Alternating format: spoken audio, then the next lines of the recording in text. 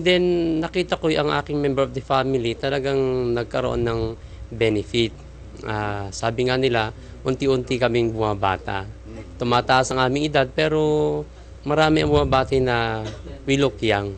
Kaya po ngayon, masaya na kami kumakain ng karne kasi alam namin na malinis na ito sa mga toxic chemicals, parasites.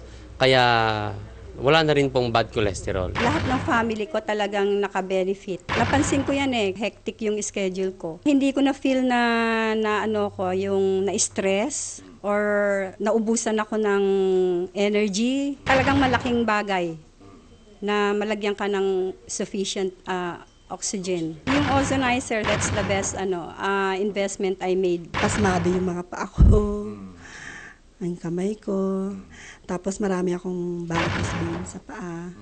Then sabi nga nung friend ko na nag-introduce niyan is maganda rin daw na isoak ko yung binti ko sa water with ozonizer. Then nakita ko nga nung one time ko palang sinoak yung binti ko, yung mga varicose veins ko, parang pumasok ulit dun sa ano ko.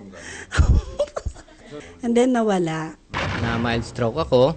Nagkaroon ako ng konting diabetes. After 4 months of suffering, hindi ako nag-take ng medicine. Merong nag-recommend sa akin about ng ozonizer.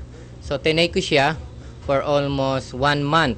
Within month of using the ozonizer alkaline water, ay nawala lahat yon. After 3 years, tremendous po yung kanyang naging result. Holistic, ibig sabihin, yung pong mga binigyan natin ng tubig, noon na ayaw maniwala, ngayon lumabas na yung result.